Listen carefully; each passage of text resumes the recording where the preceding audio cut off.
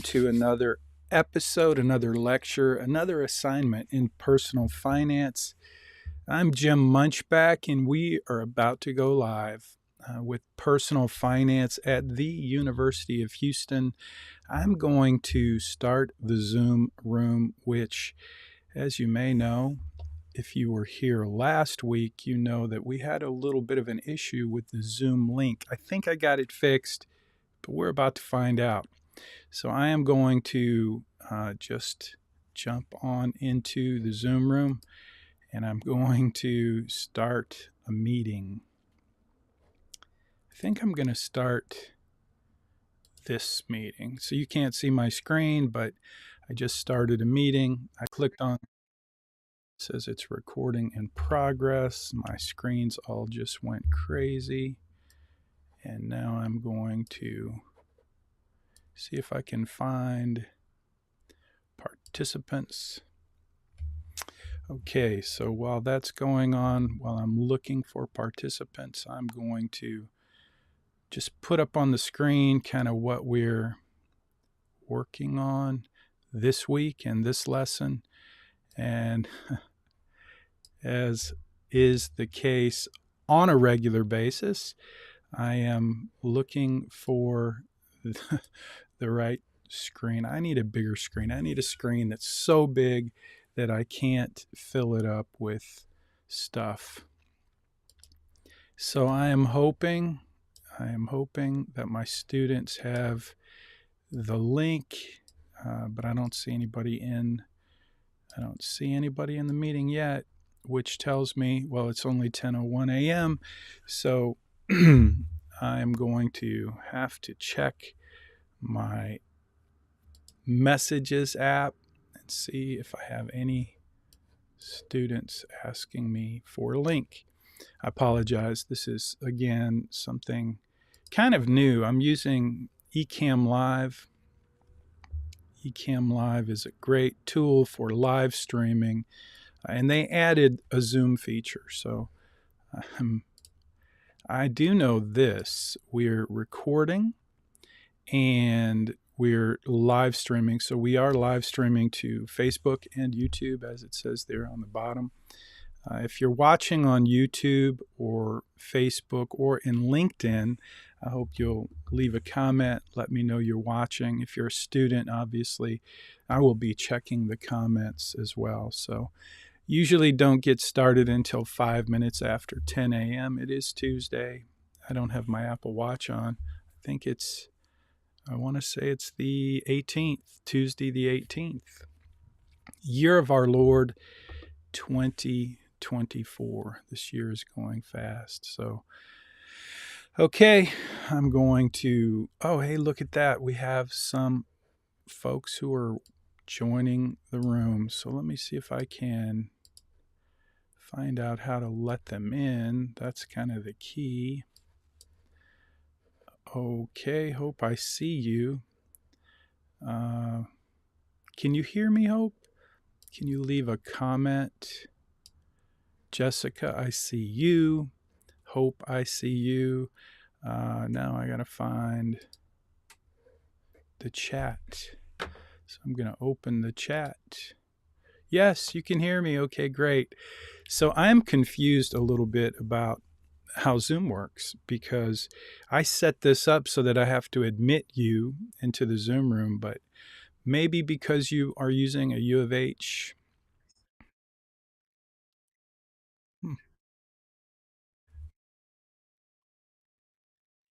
Now I'm getting feedback. Hold on. I'm going to, if I,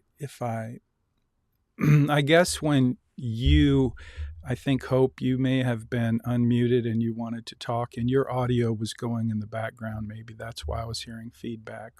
Not really sure, but I'm really excited to see everybody. Welcome aboard. I see lots of folks. My screen is too small to show everyone, but hopefully you can see my screen. Hopefully you can hear me well.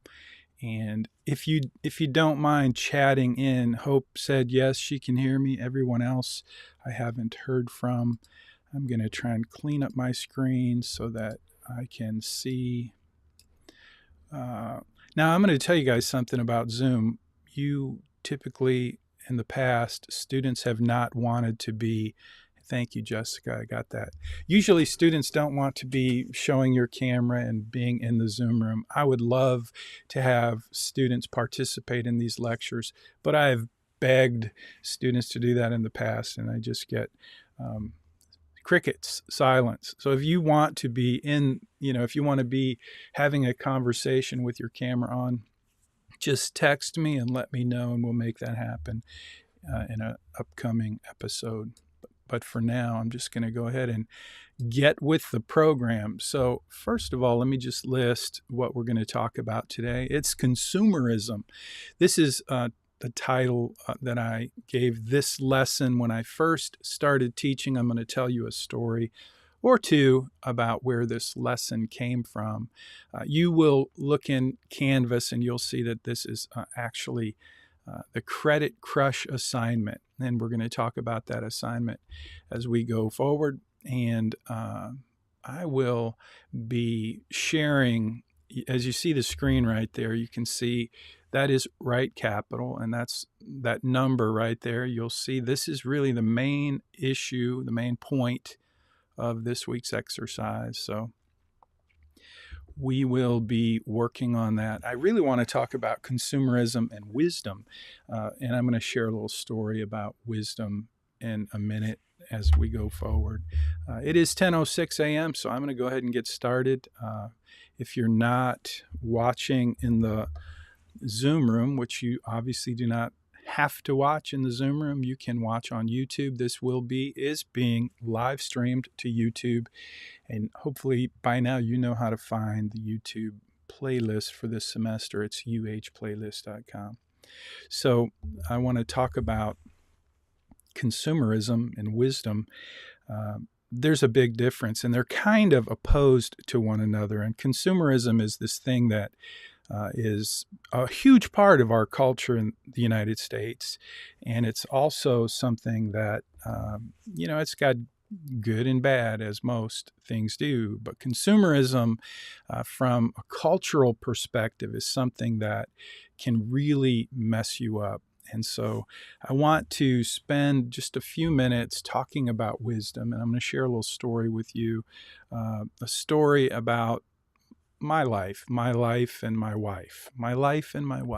So let me introduce you to my wife. This is Connie. She is my best friend in the world, and she is the wife of my youth. We got married pretty young, and she is the best thing that ever happened to me, by far, hands down. When I was a very young boy, I fantasized about having a wife and raising a family. And so I grew up in a pretty religious home, and I believe in God, and I prayed a lot, and the people that I love. But when I got married to this beautiful lady, she's a very wise person, and I knew that was what attracted me to her. A person of amazing character, and super frugal, and just she was wise. She's a very wise lady. And so when I married her, that's a friend of ours, Dr. James Boone. These are pictures of just kind of random, but anyway, that's our dog Hershey, who is no longer with us. That was a very difficult day that day when we let Hershey, the ugliest dog who ever lived, we let him go to the next life. There's Joe Rohr, good friend of ours. That's Connie and her brother Brian. Anyway, our daughter Carissa. I'm going to stop narrating now and just kind of tell you the story about, there's my mom. I can't watch these pictures without, talking about them. I'm sorry. But when I got married, I ruined our financial life, and I got buried in debt real fast. And so this lesson about consumerism, and really the Credit Crush assignment, it is a result of a story in my life that was very real. It was a moment of awakening, I guess you could say, when my wife Connie showed me our credit card statements, and how much we were paying the minimum on all of our credit cards. They weren't really credit cards. They were credit, but they weren't actual credit cards. It's like we went out when we got married. I wanted all new stuff, a new TV, new furniture, a new dining room, all of the stuff that you want when you get married and set up your first place. Our first place was an apartment, and we furnished it with basically items we purchased on credit because it was easy. And so that was what we did. And so my wife showed me the credit card statements, and she showed me how we were paying the minimum and how we would never, ever pay off the balance. And I was shocked. And I want you to be shocked this week when you do your assignment. So I'm going to set it up for you this week in this lesson, and I'm going to help you hopefully have the same experience I had when I first got married and ruined my financial life by getting buried in debt. When Connie and I got to the point where we were, really ready to fix things, and she was the one who really got us to that point. She helped me see it. She helped me understand how terrible the path was we were taking. And we decided to have a credit freeze, to spend nothing. So anyway, that's kind of a story. But by the way, I committed to that with my wife, Connie. And then I secretly purchased a few toys. And then she found out about one of them, which was a .357 Magnum pistol revolver, beautiful gun that a friend of mine helped me purchase with cash. He bought it and then let me pay him cash. And my wife found out about it. I'll never forget, we were in our living room with all that new furniture that I bought on credit. And she was drinking a glass of ice water. And at that moment, when she heard me, and back then we didn't have wireless phones. We had a phone with a wire. And I was on the other side of the room talking to my buddy who helped me buy this gun. And she picked up on the conversation, and she realized that I had been cheating on our spending freeze, and she came over with her glass of ice water and she poured it on me. It was a big fight that day, and it was, as usual, my fault. But that's kind of our story. So as you did your parental interview, your family interview last week, I've been reading those and getting to know you. And one of the reasons that assignment is my favorite assignment of all is because those are the kind of stories that, the story I just told you about my wife and getting buried in debt and the first early years of our marriage, they shaped our marriage today. Today we're debt free, and I owe our financial success not to me, but to my wife. She's the one who really helped me see things clearly and get started or change direction early on in our marriage. So that is my wife, and I am so thankful for her. And so I appreciate you letting me share that story with you. Now I'm going to talk a little bit. Well, actually, what I want to do is I want to share this clip that I found about kind of wisdom, and I'm just going to share it with you, and you can tell me what you think in the comments this week. In fact, let me get this off the screen here. In fact, if you don't mind, if you can, we'll just make this week's secret class collaboration is just share with me, what are your initial thoughts? What are your thoughts of this video that I'm about to play? It's just a clip. I was listening to a podcast, and this is it. Mr. President, thank you for having us. Thank you, Tucker. At your Camp David, which is beautiful. So you were inaugurated 2 days ago. This is a small country, and yet your inauguration was international news, was everywhere. Why? Why do you think that is? Well, it was a shock for us too. I mean, we knew that a lot of people were coming, and I mean that will draw some attention, of course. In your inaugural, and I was listening on headphones for the translation, so I just want to check this. You said, "We have achieved this great victory and made this a safe country, and that's the predicate for everything that follows. And the next thing we're going to do in this term is to work on the economy to make it better, grow the economy." Yeah. And you said, correct me if I'm wrong. You said I have a 3-point plan, and I'm thinking, I wonder what that is.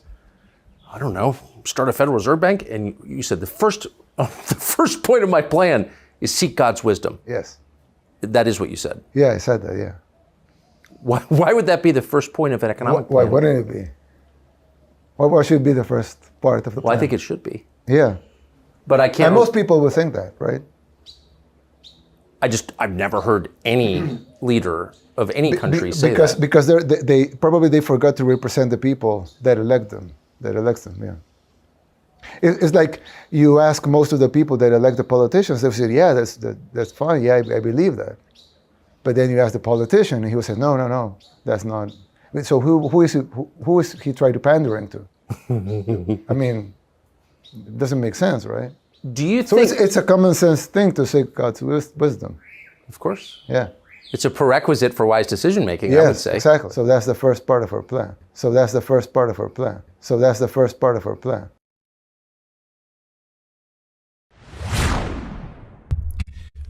I hope you liked that little clip. I thought that was kind of fascinating. I've got some friends from El Salvador, and I paid attention to El Salvador from the time I was a little kid.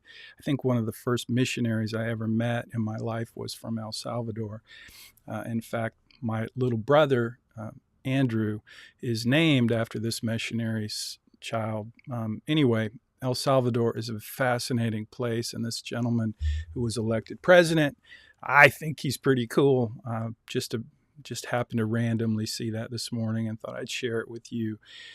Wisdom is worth checking out. It's worth seeking. And when it comes to consumerism, as we said, or as you may have seen before, wisdom and consumerism are kind of in conflict. Consumerism is basically just buy anything you want and don't worry about what it costs. And so that's kind of the basis for this week's lesson. When I first started teaching this, and I'm going to jump into the actual assignment here in a minute, but when I first started teaching this, I met a young guy. When I first started teaching personal finance, I was at the Firestone shop getting some work done on my car, and I met this young man who was buying tires for his truck. It was a Ford F-150. And so every semester I would tell this story about this young guy named Billy who bought a truck, and he came into Firestone with a coupon to buy the tires on sale. And he met Sally, who's this beautiful, amazing, awesome salesperson who sold him a whole bunch of add-ons, and he used credit to pay for them. He got 6 months, same as cash. And so I tell the whole story about Billy and his credit card and how much it cost. And then I unpack in that lesson that I did all those years ago from every semester. In that story, in that lesson, I would show you his credit card statement, and I would make you analyze it to see how his minimum payments were never, ever going to pay off the balance. And so that's how I taught this lesson all for many years. I've been teaching this for many years. But one thing we're going to do different this semester is we're going to use your financial planning portal, and I'm going to set it up for you. I'm going to give you an assignment that involves 3 things. And let me just jump back over here and show you what those 3 things are. The 3 things are: you're going to add a mortgage. First of all, you're going to change your age. So we'll talk about that in just a second, just changing your age so that you're 10 years older. And then we're going to talk about income after you graduate, your expenses after you graduate, and we're going to add your dream home. We're going to add your dream car, and we're going to add a credit card with $10,000 worth of debt. And I'm going to review those data cards with you to make sure you understand how to enter them into your financial plan. And I'll show you the most important screenshots for this week's lesson, and we'll do some questions and answer. And then we'll talk a little bit about what's next time. So first of all, let me just make sure you understand one of the first things I want you to do this week for this assignment is I want you to change your age. And that's going to set up the that's going to set up your financial plan. And you can see I'm working there in Billy and Sally's plan. They are the avatars for this lesson. They've been with us from the beginning. So their plan is a little out of date, but nonetheless, it's just a great tool for me to show you what we're doing. So that's what I want you to do first, is just change your date, your birth date, so that you are 10 years older. Now, that's going to change everything in your financial plan. And by the way, after we do this, after we, change your age to 10 years older, you're welcome to go back and fix that at the end of the semester. But throughout the semester, all the way through the capstone assignment, I want you to be 10 years older, because what I want you to do is start to think about your life after you graduate. I want you to think about your income and your expenses after you graduate. And I know for some of you, that's going to be really difficult to do because you're not really paying your own bills. You're not really managing your own money. Now, I know some of you are, many of you are, but there are some of you, many of you, who are receiving lots and lots of benefits from parents, from loans, from grants, and you're just not in that mode yet of really being an adult in terms of financial management. And if that's you, don't worry about that. Just know that from this moment forward in this semester, what I want you to do is kind of change the way you think about your financial life. Now, if you're older than the normal student, you don't really need to change your birthday. But most of you are college age and you haven't graduated yet. You're not working full time. And that's the paradigm. That's the shift that I want to make for you now moving forward, is I want you to pretend you're 10 years older. So let's jump into what that looks like, starting with just changing your age to be 10 years older. Then the first thing you're going to do after you change your age, since you're assuming that you're 10 years older and you've graduated from college, what I want you to do is think about your income, okay? If you get that dream job that you really want after you graduate, that job is going to come with a salary. So I want you to just start thinking about, and I want your plan in RightCapital to reflect that you're actually earning the income that you will earn after you graduate. So think about your major, and here's where you're going to need to do a little research. And each of these changes that I'm about to recommend, each of these changes are going to require you to do some research. So let's just look at the list one more time real quick.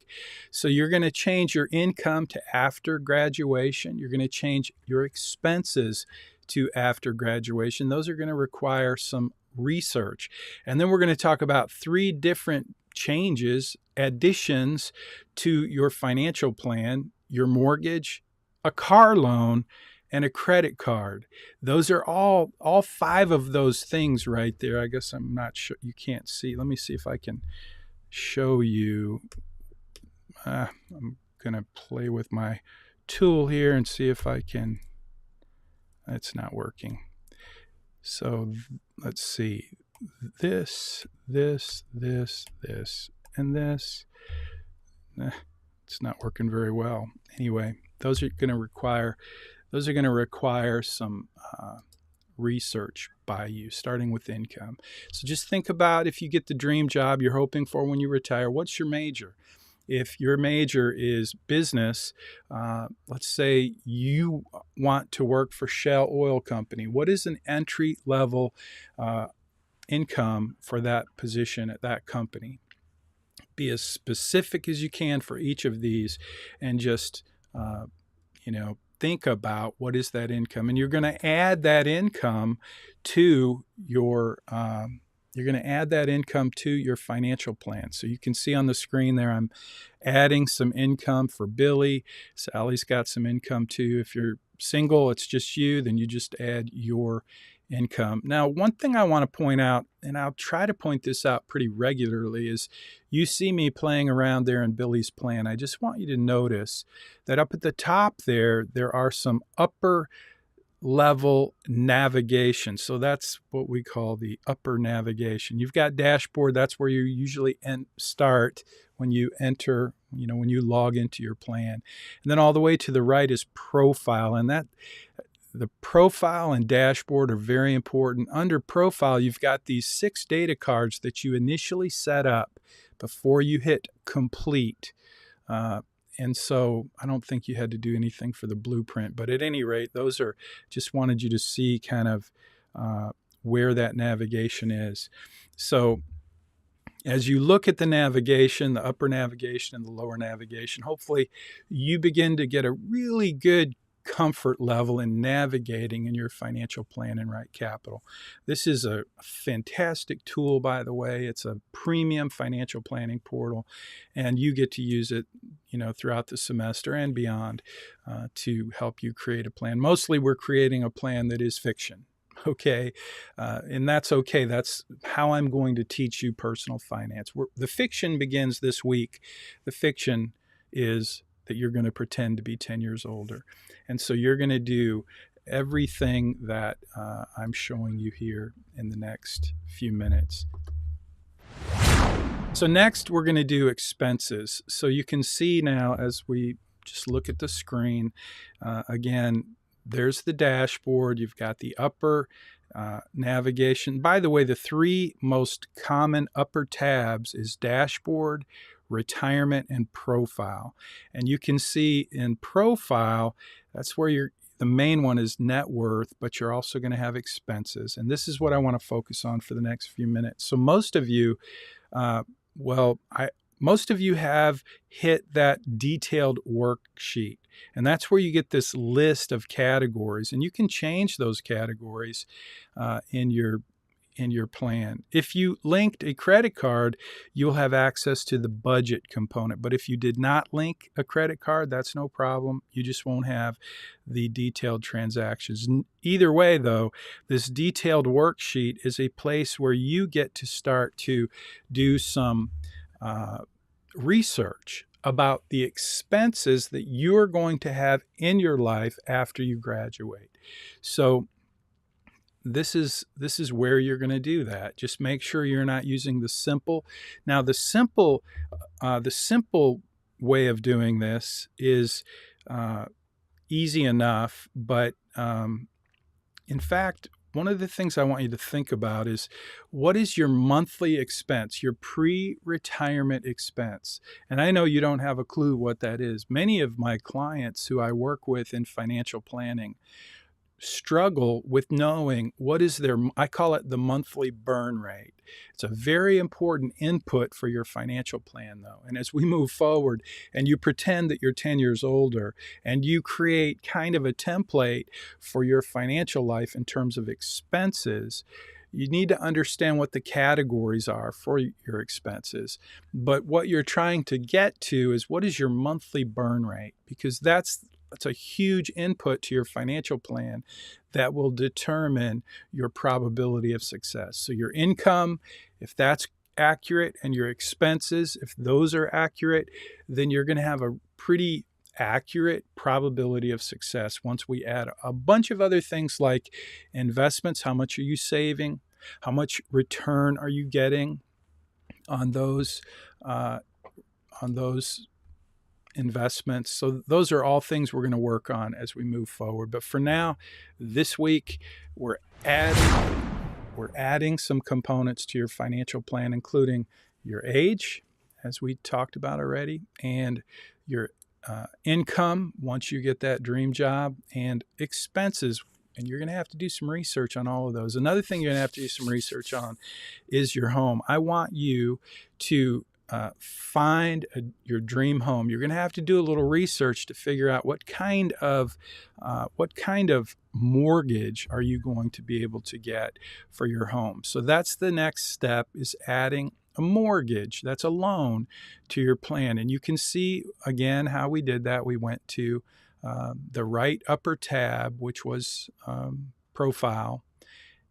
And all the way to the left is net worth, and that's where you can add an account. You're going to add a loan. You're going to want to make sure you select a mortgage. There's lots of different types of loans, and this one is going to be a mortgage. And you'll see all these different, as we add the mortgage, you'll see all the different pieces of detail in the data card. So I just want you to see, first of all, how to do that. You're going to add a loan. You're going to, select a mortgage, and then you're going to see all of these different little fields that you're going to be responsible for filling out in your data card. So in this data card, the mortgage data card, there are lots of fields, which again are going to require you to do some research. So pay attention to those fields when you submit that assignment. If they're missing those fields, you will get a deduction. So that's what this is for. They don't have to be perfect, but they can't be empty, and they need to make sense. And so for them to make sense, it means you need to think about it. So that's what I want you to do in each of these additions. As you add a home, as you add a car, as you add credit cards, as you add income, and as you add expenses, in each of these areas, I want you to be thinking about what you're doing and how it looks in your financial plan, because that's going to make a huge difference in the outcome and in your probability of success, which is going to be a big part of your capstone assignment and your grade in each of these assignments. Next, we're going to add a vehicle. You're going to add a car loan to your policy, to your plan.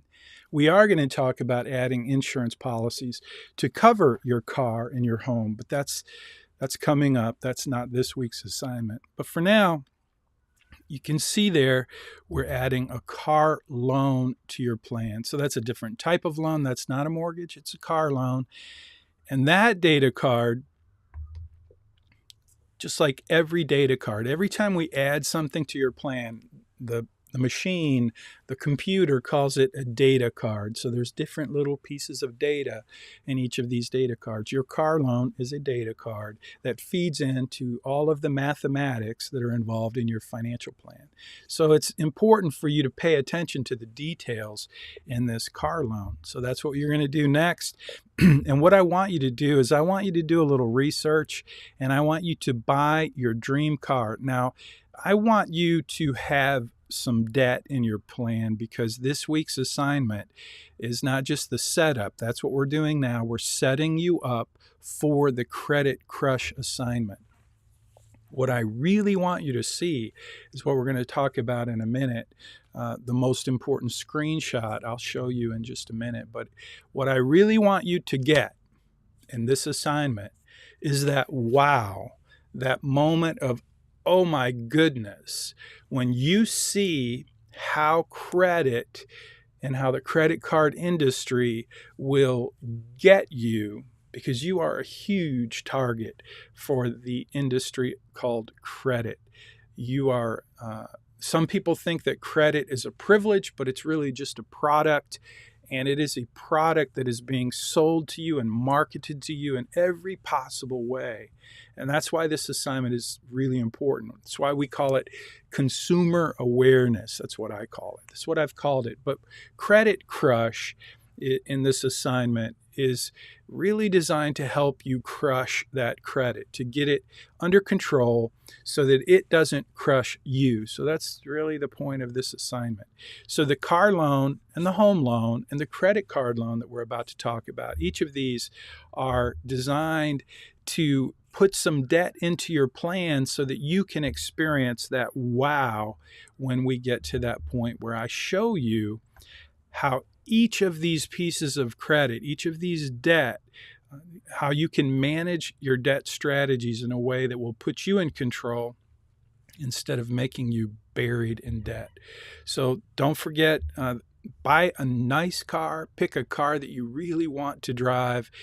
Don't worry about what it costs, because this is a learning experience. It's not an actual expenditure. And that's true for this next piece of the puzzle as well. I want you to use your financial plan to go at least $10,000 in debt. Now I know that I don't know, but from grading these assignments in the past, I have lots of students who will just put they'll put their actual credit card bill into the plan, and you're welcome to do that. But in this assignment, I want you to have at least $10,000 in a credit card, in debt on a credit card. And I want you to pay attention to the data, like the percentage. I want you to do a little research to identify what are you actually going to have to pay to have this piece of credit, this credit card in place. And you're probably not going to get it exactly right, but it needs to be close. I want you to have a good idea what it costs to put something on a credit card. That's the purpose for this next part of the assignment. So don't forget to pay attention to the details in this data card for your credit card so that you get that correct. And so again, upper profile, go to net worth, add a loan, and that's when you add an account, you're basically going to be adding a credit card. So hopefully that makes sense. I don't see any questions right now in the chat. So let's now just jump into a little bit of a review. So again, the upper, let's just talk a little bit about navigation. I think I went to the wrong screen here. Maybe not. This is, again, Billy's plan, and I wanted you just to see the top 3 navigational tabs. You've got to the left dashboard, in the middle you've got retirement, and over to the right you've got profile. If you just remember those, it will help you navigate your plan pretty well. This is where we're going to be adding all 3 of these, the debt, the mortgage, the car, the credit card. You're going to do all of that under profile and net worth. So that's where that goes. It looks like I have the wrong review screen here, but this review screen just kind of gives you an overview. When we do, I'm going to jump into the most important screenshot, because this really is the crux of this assignment, the most important screenshot, and that's what I'm showing right now. That's just when you go to save your screenshots for this week's assignment, this is the screenshot that tells me everything about this week's assignment, because this is really the crux of it. And I know that's a fast, crazy little screenshot, but if you look at that, you'll see that when you change your debt strategy, it gives you a number. It tells you how much you're saving in terms of debt. And that's a huge number right there. I want you to pay attention to that number. It's $831 million, which is crazy. And it's crazy to the point where it makes no sense, and it is really kind of a mistake. And you're going to have the same kind of issue in your plan. You're going to see these monster numbers in your plan, and I want you just to be aware of those monster numbers, and I want you to tell me, why do you have a crazy number that's almost $1 billion? So what happens in these assignments pretty regularly is students, they do the assignment, there's a number like $831 million, and they don't even notice that it's $831 million. Now, I'm not going to give you a deduction if you have that kind of number in your plan when you select a debt strategy to pay off your mortgage, your car, and your credit card. I don't really care what that number is, because again, at this point, we're creating a fictional plan for the purpose of teaching you how this works. And what I want you to learn and understand and just spend some time on are all of these areas inside of your debt strategy that you can look at. So you're going to be able to go, you're going to be able to go into all of these different areas. So I know that's going fast. I'll slow that down for next time. But this is what you're going to be able to see when you go into your dashboard and you go into that. See the little 3 dots at the top? That's how you're going to get to your debt strategy. So remember that the little dots, they changed that in RightCapital. That just changed. It used to be a regular tab, but now to get to your debt strategy, you have to click on the little 3 dots. So that's not actually the secret class collaboration question, but it could be. Maybe it should be. How do you get to your debt strategies?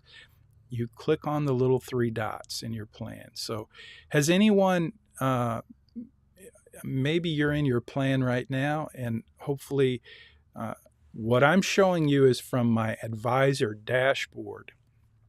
So I am assuming that your dashboard looks the same and that you get to debt strategies by clicking on the 3 dots. But can anybody confirm that for me?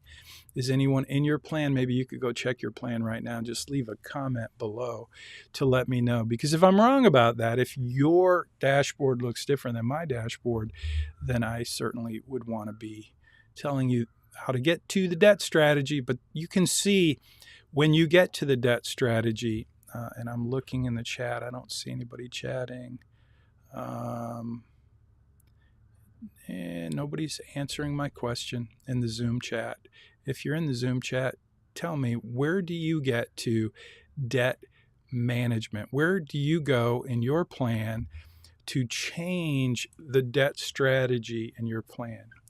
In mine, when I'm logged in as advisor, which is what I'm logged in as here, I click on those little 3 dots, the ellipses, and that takes me to debt strategy, just like you're seeing there on the screen.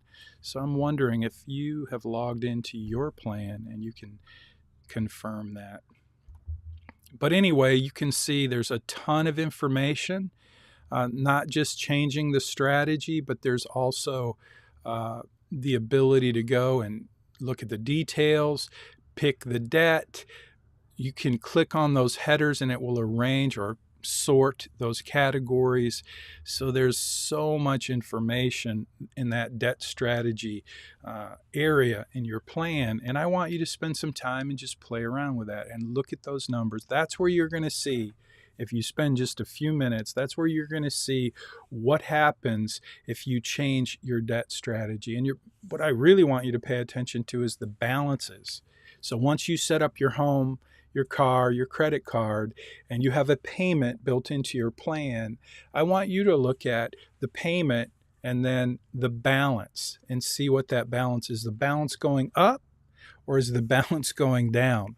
That's really the key. That's what my wife showed me back in the day, that we were paying on our credit cards in a way that was, we were paying not enough, and that not enough meant that our credit cards the balances on our credit cards were going up, up, and up. And she pointed that out to me, and I was just flabbergasted. I was upset. I was angry. I felt like an idiot.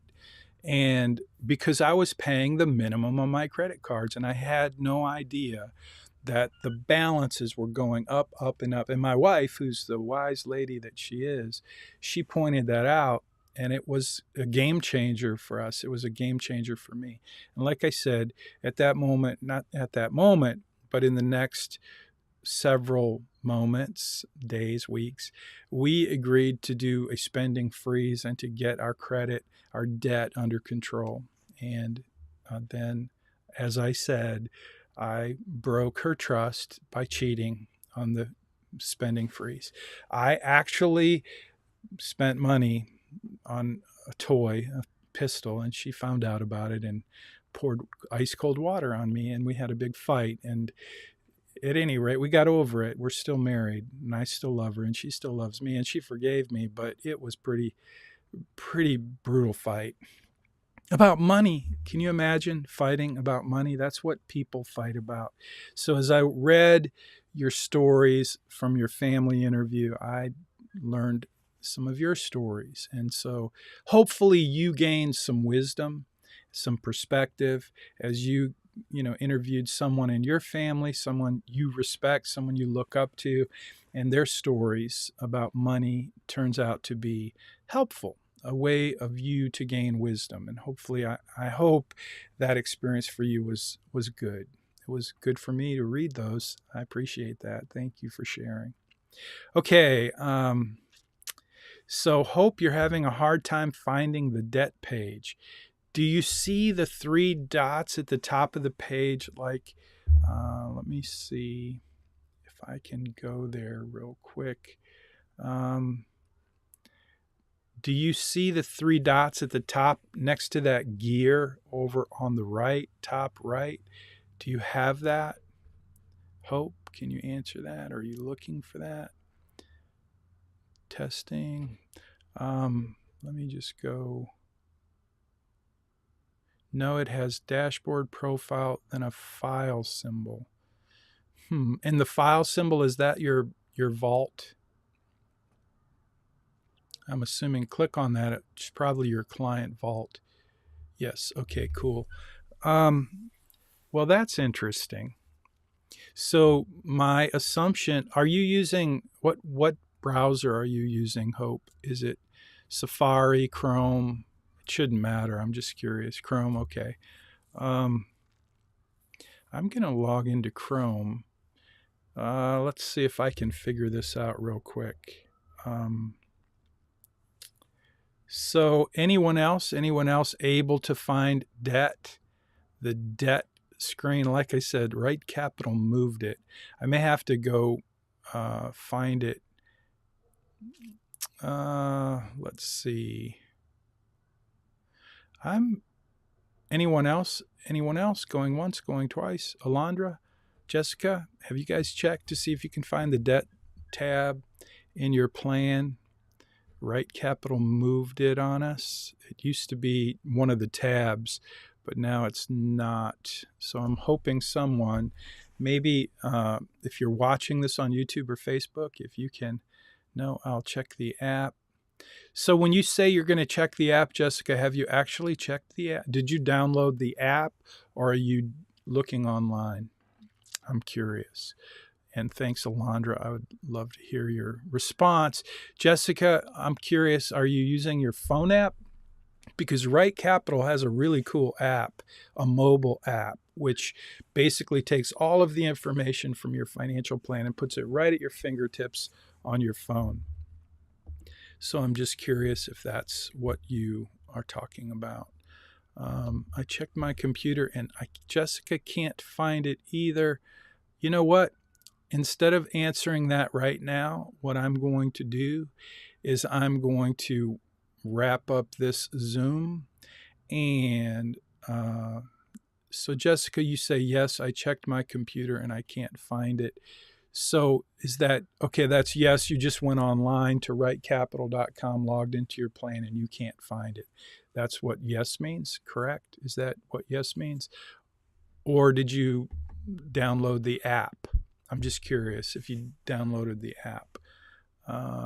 So I'm gonna have some work to do when I finish here, which I will do. I will find an answer. One new message. Yes, I checked my computer and I can't find it. Correct. The app only shows dashboard and vault. Okay. Alondra, you can't find it either. Okay, well, we will get you guys an answer. What I'll do is I'm going to finish this up.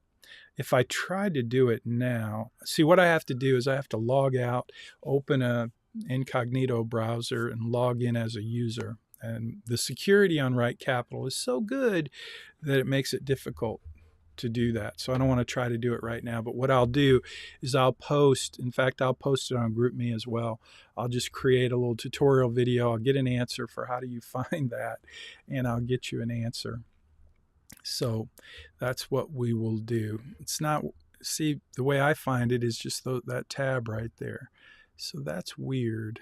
I'm wondering if you go,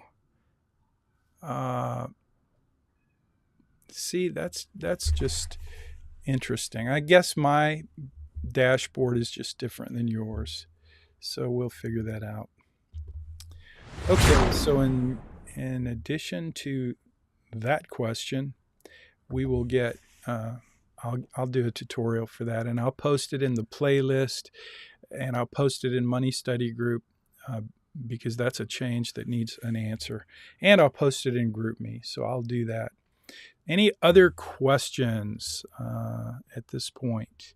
I apologize for that. I'm sure it's a very simple answer, but because I'm using the advisor dashboard in RightCapital, it's my view is different than yours. And you're using Chrome, I'm using Safari, so that could be it too, but I will get an answer for you. All right. I don't see any questions, so thank you for your help in trying to identify the debt strategy section. All right, we're going to wrap it up here then, and let's just talk a little bit about what's coming up. So next time we've done, let's just talk a little bit about what we've done. We've done savings, budgets, credit report, and FICO. You got a credit report. You did the parental interview last week. That was great. This week, your assignment, which is going to be posted in just a few minutes, is the Credit Crush setup, which is kind of part one of the Credit Crush assignment, and then the actual assignment. So today we covered pretty much both of them in this lesson because it's summer school. So again, you'll have two assignments, but they're very similar. It's really part one and part two. Could just be one assignment, but it is two. And then we have coming up bargaining and negotiating. You're going to get some skills in bargaining and negotiating. And so that's what's coming up. And then insurance 101. I'll teach you a little bit about insurance. We will be jumping into investments. We'll talk about 4 investment strategies that are designed to help you maximize returns and minimize risk. And that is really probably the most popular assignment in the course. So that's coming up in about a week. I hope you guys are not feeling too overwhelmed. You chose summer school, and summer school is tough. So we'll jump into the next topics as we move forward in the semester. It's a fast-going semester. So yeah, the 4 strategies to maximize returns and minimize risk. You don't want to miss that lecture, that assignment. You can watch it on YouTube, watch it over and over. We're going to talk about asset allocation, and I'm going to teach you about the perfect investment. I'll start to do that next week as well. I'll introduce you to the perfect investment. We'll talk about tax-advantaged investing, which is the second law of personal finance, the law of tax-advantaged investing. There is an assignment coming up called the Blueprint for Financial Success. By the time we get to that assignment, it is kind of an optional assignment. It's only optional if you don't need the points. So if you need the points, it's not optional. Do you guys know how many points you need to get an A in this course? It's 950 points.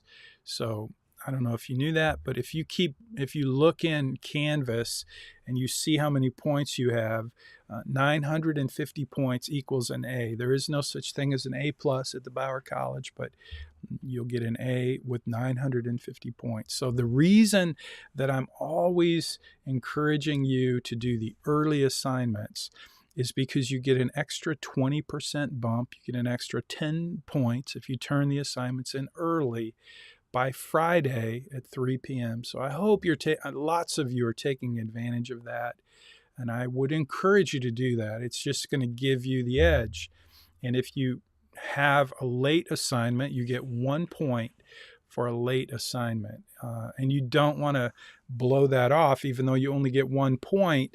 If you don't do an assignment in this course, if you just don't do it, you get a 20-point deduction from your class collaboration. So definitely do them, even if they're 1 point.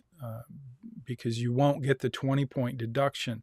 So you only get 1 point, but do them early. So if you've been late on an assignment or two, you can make up for that pretty quick by doing the assignments early. Turn them in Friday by 3 p.m. when the market closes. I will try my best to get my queue cleared out by Friday night by the time I punch out and go home.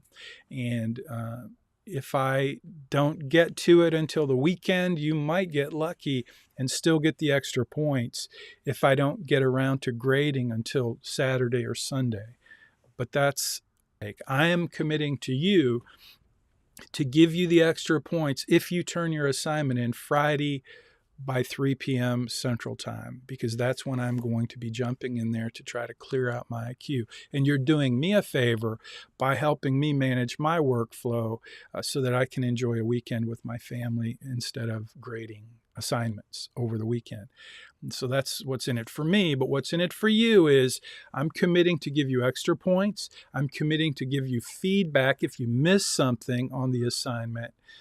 You get the feedback so that you can fix it and then submit it by the due date, which is always Tuesday at 10 a.m. So let me just mention, by the way, something that I need your help with. Many of you are taking advantage of this early assignment, and I appreciate that, and good for you. But when you get a deduction because I mark you down for something, and then you resubmit the assignment, be sure to leave a note in that little chat section when you submit your assignment to say, Professor Munchback, I'm resubmitting this. More than half of you who resubmitted did not leave that note. Now, I can tell it's been submitted previously, and I have to click a few places to make sure that this is a resubmission. But do yourself a favor, because sometimes I get a whole bunch of stuff in my queue, and I don't have time, or I'm just going fast, and I'm not going to see it. But if you leave a comment in that little chat box and remind me that you're resubmitting your assignment, you turned it in early, and you're resubmitting it, then I'll know this is a resubmission, and it qualifies for 60 points instead of 50. Otherwise, you're sending me an email, and I'm having to do extra work. You're having to do extra work.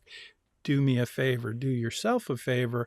When you resubmit an assignment and you've made corrections because I gave you a deduction, you turned it in early, I gave you some feedback, I said, go fix this and resubmit it, you'll still get the 60 points. But do me a favor, do yourself a favor, put comments in that little chat box to tell me you're resubmitting the assignment. Thank you for that. Okay, so that's pretty much it for now.